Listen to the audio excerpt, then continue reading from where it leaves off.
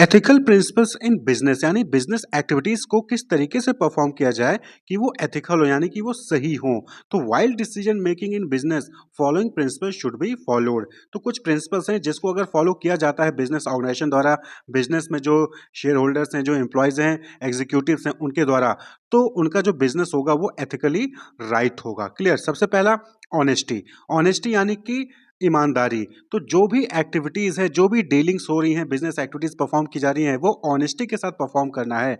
Honest and truthful in all their dealings and do not deliberately mislead और deceive other by misrepresentation, over statement, partial truth, selective omission और any other mean. यानी कि आपको जो है किसी दूसरे से कॉन्टैक्ट करना है या फिर कोई प्रोडक्ट सेल करना है, तो आप एक्स्ट्रा बढ़ा चढ़ा कर जो है प्रोडक्ट को दिखा रहे हो और एक्चुअली जब वो प्रोडक्ट परचेज करने जाता है कस्टमर, तो उसको जो है वहाँ पे कुछ और ही मिलता है। तो ऐसा नहीं करना है। आपको ऑनेस्टी के साथ, ईमानदारी के साथ अपनी बिजनेस एक्टिविटीज को वहां पर परफॉर्म करना है। कोई भी मिसरिप्रेजेंटेशन नहीं करना है, जो है उसको एज इट इज वहां पर शो करना है। तो ऑनेस्टी। दूसरा जो है इंटीग्रिटी। इंटीग्रिटी यानी कि सच्चाई या फिर सत्यनिष्ठा के साथ। तो यहां पर क्या होता है कि अगर आपको लगता है कि हाँ ये जो है काम गलत है, तो किसी भी के कहने पर भी आपको गलत काम नहीं करना है। Doing what is right even when there is great pressure to do otherwise should be principled, honourable and upright. यानी कि यहाँ पर क्या है कि आपको पता है कि हाँ ये काम सही है और कोई कह रहा है कि मैं आपको 1 लाख रुपए दूंगा, आप ये काम मत करो, कोई गलत काम कर दो या फिर कोई दूसरा काम कर दो।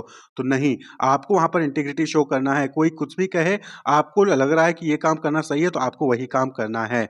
क्लियर। इस टाइप के जो एम्प्लॉयज होते हैं या फिर जो शेयर होल्डर्स होते हैं, वो जो है अपनी बिलीफ के लिए फाइट करते हैं। उनको लगता है कि नहीं वो सही है, सामने वाला गलत है, तो वो जो है उसके लिए फाइट करेंगे। क्लियर। वहीं पर जो नेक्स्ट प्रिंसिपल है that is promise keeping and trust worthiness. यहाँ पर नाम से ही क्लियर है कि यहाँ पर क्या है कि जो प्रॉमिस किया जा रहा है, जो बिजनेस ऑर्गेनाइजेशन प्रॉमिस कर रही है, उसको वो चीजें पूरी करनी है। अगर आपने एम्प्लॉय से बोला है कि एम्प्लॉय को जो है वो अगर 30 डेज यानी 1 मंथ का वर्क करेगा, तो उसको 50,000 जो है वहां पर सैलरी मिलेगी, प्लस जो है उसको वहां पर टीए डीए भी मिलेगा, तो वहां पर उसको वो चीज देनी है। इसी तरीके से अगर कस्टमर को आप एडवर्टीजमेंट के जरिए ये बता रहे हैं कि उसको ये वारंटी या फिर ये गारंटी या फिर ये फ्री गिफ्ट मिलेगा या फिर इतने % का डिस्काउंट मिलेगा, तो वहां पर आपको वो फ्री गिफ्ट या डिस्काउंट या फिर जो वारंटी गारंटी आप बता रहे हैं वो आपको देना है। तो promise keeping and trustworthiness. Make every reasonable effort to fulfil the letter and spirit of their promises and commitment. तो जो भी बिजनेस ऑर्गेनाइजेशन प्रॉमिस कर रही है, कमिटमेंट कर रही है, उसको फुलफिल करिए। अगर जो शेयर होल्डर्स हैं या फिर एग्जीक्यूटिव में मैनेजर्स हैं, उन्होंने एम्प्लॉय से कहा कि अगर इस बार जो है सेल जो है 20% इंक्रीज हो गई, तो सभी को 10% का जो वहां पर बोनस दिया जाएगा। तो अगर आपने ये बोला है और 20% का सेल इंक्रीज हो गया, तो आपको 10% का बोनस सभी को देना चाहिए। तो प्रॉमिस कीपिंग एंड ट्रस्टवर्थीनेस। इसी तरीके से जो नेक्स्ट प्रिंसिपल है दैट इज लॉयल्टी। लॉयल्टी मतलब वफादारी। यानी कि डू नॉट यूज और disclose information learned in confidence for personal advantage. यानी कि आपको बिजनेस ऑर्गेनाइजेशन ने अगर कोई ट्रेनिंग दी है, अपनी कोई सीक्रेट वहां पर डॉक्यूमेंटेशन के बारे में इंफॉर्मेशन दी है, अपना बिजनेस कैसे रन हो रहा है उसके बारे में आपको इंफॉर्मेशन दी, उसकी ट्रेनिंग दी गई है, तो उसका पर्सनल एडवांटेज मत लीजिए। आप उस डेटा का, कंपनी की ऑर्गेनाइजेशन का डेटा का, इंफॉर्मेशन का कहीं मिसयूज मत करिए। Loyalty if any. इसी तरीके से कई बार क्या होता है कि कुछ एम्प्लॉयज को होता है कि उनको जो है अच्छी जॉब मिल गई, तो वो जो है अचानक से कल से ही आना बंद कर देंगे। अभी ये जो है कंपनी एबीसी कंपनी में काम कर रहे थे और XYZ कंपनी में उनको जॉब लग गई, तो एबीसी कंपनी में आज ही काम करना बंद कर देंगे और चले जाएंगे कल से वहां पर। तो ऐसा नहीं करना है। आपको यानी कि जो एम्प्लॉय छोड़ के जा रहा है उसको वहां पर जो है नोटिस देनी चाहिए, रीजनेबल टाइम पीरियड का नोटिस देना चाहिए। 1 महीने पहले नोटिस दे देना चाहिए कि मैं अगले महीने से नहीं आऊंगा। इसी तरीके से अगर ऑर्गेनाइजेशन जो है किसी एम्प्लॉय को निकालना चाहती है, तो वहां पर भी उसको जो है वहां पर प्रॉपर नोटिस देना चाहिए। तो लॉयल्टी वहां पर होनी चाहिए। क्लियर। लॉयल्टी है तो यानी कि बिजनेस एक्टिविटी सही तरीके से परफॉर्म किया जा रहा है। इसी तरीके से जो नेक्स्ट प्रिंसिपल है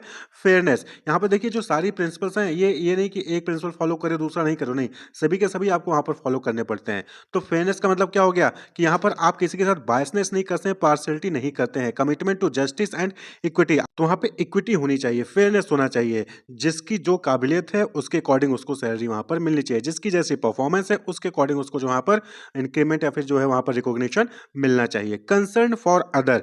यानी कि यहाँ पर बिजनेस एक्टिविटीज परफॉर्म करते हो तो ये नहीं करना है कि आप सारा का सारा जो है अपना प्रॉफिट अर्न करने के लिए जो वहां पर सोच रहे हैं, नहीं, ऐसा नहीं करना है। आपको अपने प्रॉफिट के साथ साथ दूसरों को भी ध्यान रखना है। Help those in need and seek to accomplish the business objective in a manner that cause the least harm and the greatest positive good. जो कि आपने यूटिलिटेरियनिज्म में पढ़ा था कि वहां पर क्या था कि ऐसा काम करें जिससे कि ज्यादा से ज्यादा लोगों को प्रॉफिट हो। तो यहाँ पर भी क्या है, कंसर्न फॉर अदर। ये नहीं कि सेल्फिश हो जाइए, सिर्फ अपने बिजनेस को ही ग्रो करिए, अपना ही जो है फायदा देखे, नहीं, आपको जो है जितने भी स्टेक होल्डर्स हैं बिजनेस को वहाँ पर सभी को जो है वहाँ पर फ़ायदा होना चाहिए। रिस्पेक्ट फॉर अदर ऑर्गेनाइज़ेशन में बिज़नेस ऑर्गेनाइज़ेशन में क्या है कि मल्टीपल अलग-अलग जो है वहाँ पर कल्चर से, सोसाइटी से लोग वहाँ पर काम करते हैं।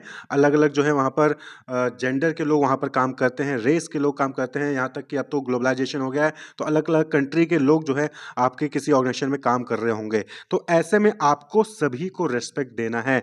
Respect for the human dignity, autonomy, privacy, right and interest. ये नहीं कि किसी के भी जो है आप पर्सनल चीज़ों को वहाँ पर लेकर मज़ाक उड़ा रहे हैं, किसी की प्राइवेसी पर ध्यान नहीं दे रहे हैं, नहीं। सबकी अपनी प्राइवेसी है, सबके अपने राइट्स हैं, उनको जो है रिस्पेक्ट करना है। आपको सभी से कर्टेसली और जो है सभी को इक्वली ट्रीट करना है, चाहे वो किसी भी जेंडर से हो, किसी भी रेस से हो, किसी भी नेशनल से हो।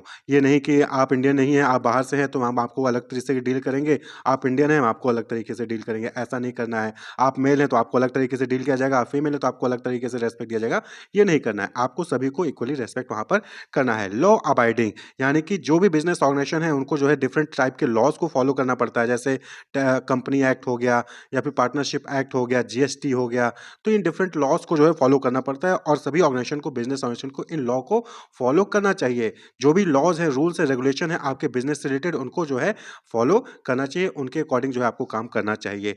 नेक्स्ट जो प्रिंसिपल है कमिटमेंट टू एक्सीलेंस यानी कि सभी एम्प्लॉइज़ को, सभी एग्जीक्यूटिव्स को अपनी फुल परफॉर्मेंस वहाँ पर देनी चाहिए। ये नहीं कि ऑर्गेनाइज़ेशन आपको जो है यहाँ पर फुल सैलरी दे रही है लेकिन आप जो है अपनी पूरी परफॉर्मेंस नहीं दे रहे हैं। तो एक्सीलेंस आपको जो है एक्सीलेंस अचीव करने के लिए काम करना चाहिए। बिज़नेस एक्टिविटीज़ जो भी परफॉर्म कर रहे हो वो इसलिए परफॉर्म करिए जिससे कि आप ज़्यादा से ज़्यादा लोगों को प्रॉफिट दे सकें और ज़्यादा से ज़्यादा ग्रो कर सकें।